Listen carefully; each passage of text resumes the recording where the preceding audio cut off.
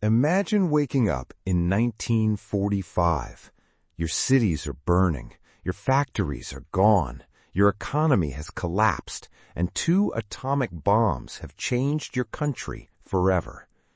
If you had to guess which nation would dominate cars, electronics, and technology just 30 years later, Japan probably wouldn't even make your list.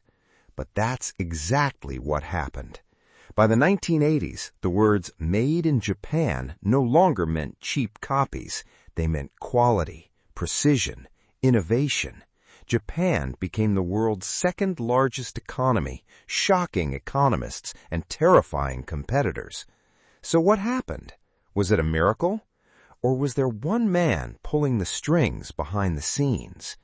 His name was Hayato Ikeda.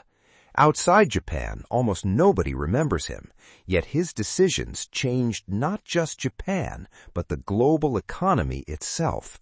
And understanding how he did it might explain why creating another economic miracle today is far harder than most people realize, because Japan didn't become rich by accident. It followed a plan. After World War II ended, Japan was in ruins. Industrial production had collapsed. Inflation was out of control. Millions were unemployed. Food was scarce. Then came an unexpected twist. Instead of crushing Japan economically, the United States decided it needed Japan to become strong again. The Cold War had begun. Communist China had emerged in 1949. The Korean War started in 1950. Suddenly, America needed a stable capitalist ally in Asia.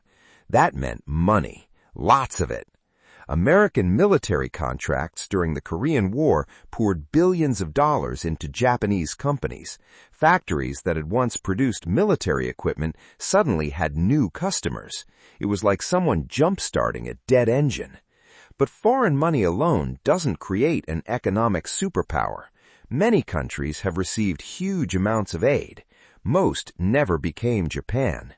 This is where Hayato Ikeda enters the story. When Ikeda became prime minister in 1960, Japan was already recovering. He wanted something much bigger.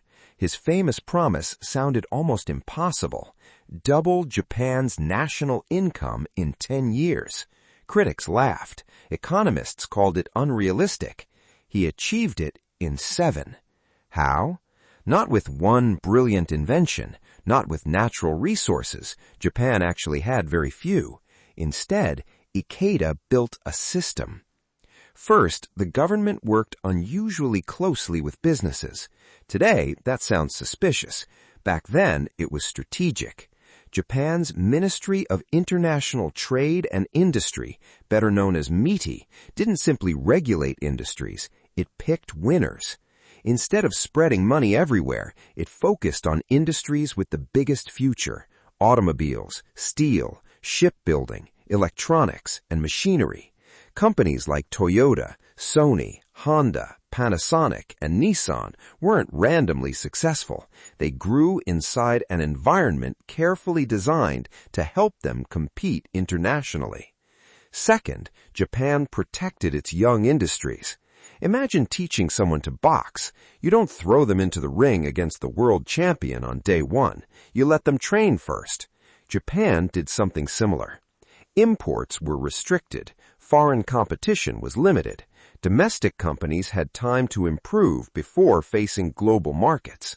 Once they became efficient, Japan opened the gates, and suddenly the world was buying Japanese products. The third ingredient was saving. Lots of saving. Japanese households saved an enormous share of their income. Banks then lent that money to businesses at relatively low interest rates. Think of it like a giant recycling machine.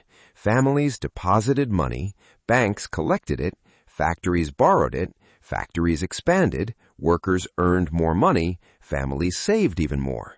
The cycle kept feeding itself. This wasn't glamorous, but it was incredibly powerful. Then came manufacturing. Japanese companies embraced a philosophy that sounded almost boring. Improve everything, every single day, even if it's only by 1%. This idea became famous as Kaizen, small improvements repeated thousands of times.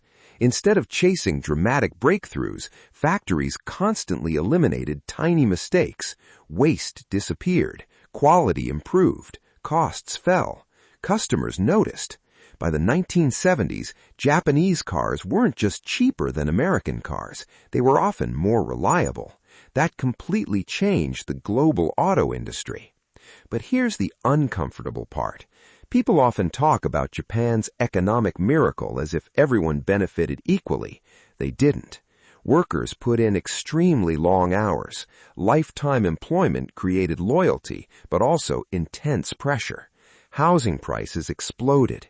Competition inside schools became relentless. Success had a cost. Then came the moment almost everyone misunderstood. By the late 1980s, Japan looked unstoppable. Its companies were buying famous American buildings. Japanese investors purchased Rockefeller Center. People genuinely wondered if Japan would overtake the United States economically. Then, everything broke. Banks handed out easy loans. Real estate prices became absurd. Stock markets detached from reality.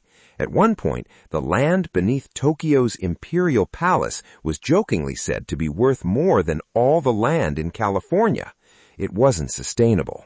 In 1990, the bubble burst. Stock markets crashed, property prices collapsed, banks were left with mountains of bad loans. Japan entered what became known as the lost decades. Economic growth almost disappeared. Ironically, the system that created Japan's miracle also made its collapse harder to escape. An aging population, heavy debt, weak consumer spending, these problems still shape Japan today. Japan's rise wasn't magic. It was the result of disciplined planning, relentless execution, and the rare ability to seize the right opportunity at exactly the right moment. Hayato Ikeda didn't just build a stronger economy. He changed what the world believed was possible for a country with almost no natural resources. Today, nations everywhere are searching for the next economic miracle. They invest billions, launch ambitious policies, and promise rapid growth.